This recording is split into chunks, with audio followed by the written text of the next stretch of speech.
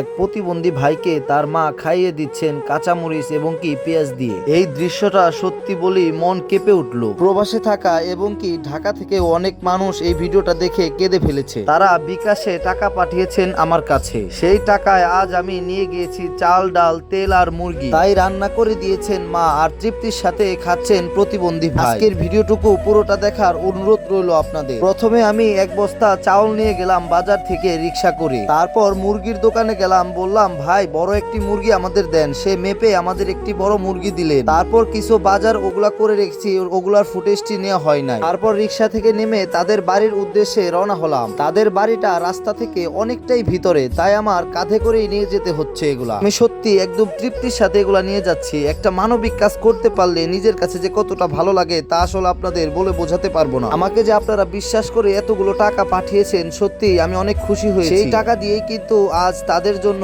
এই বাজারগুলো নিয়ে যেতে পারছি। এর আগে আপনারা হয়তো একটা ভিডিও দেখেছিলেন একটি ইলেকট্রিক চেয়ারের জন্য, আর এই ইলেকট্রিক চেয়ারটির দাম হয়েছিল 47,000 টাকা। তারপরে তাদেরকে সাহায্য করেছিলেন আরেক ভাই 10,000 টাকা। সত্যি এতগুলো টাকা আমাকে বিশ্বাস করে দিয়েছেন, আমি অনেক খুশি হয়েছি এবং কি তাদের হাতে পৌঁছাতেও পেরেছি ইনশাআল্লাহ। বলতে বলতে তাদের বাড়ির সামনে চলে এসেছি আমরা। এখন তাদের বাড়িতে ঢুকবো না জানি, ঢুকতেই তারা অবাক হয়ে যায় যে আসলে কে এসেছে। সেই ভাই দিকে এসেছে। অনেক খুশি হয়ে ভাই বললেন কেমন আছেন আপনি? আমি বললাম আলহামদুলিল্লাহ, আপনি কেমন আছেন? সেও বলল ভাই আলহামদুলিল্লাহ ভালোই আছি।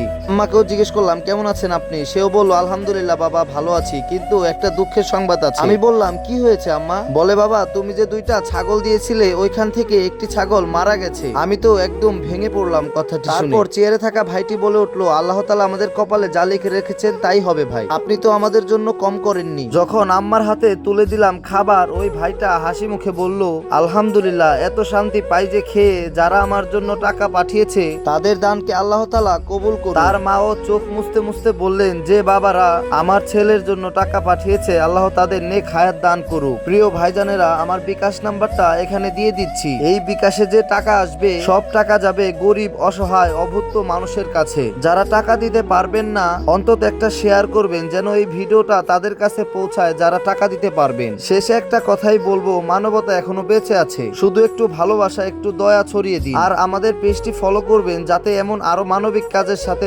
আপনিও থাকতে পারেন।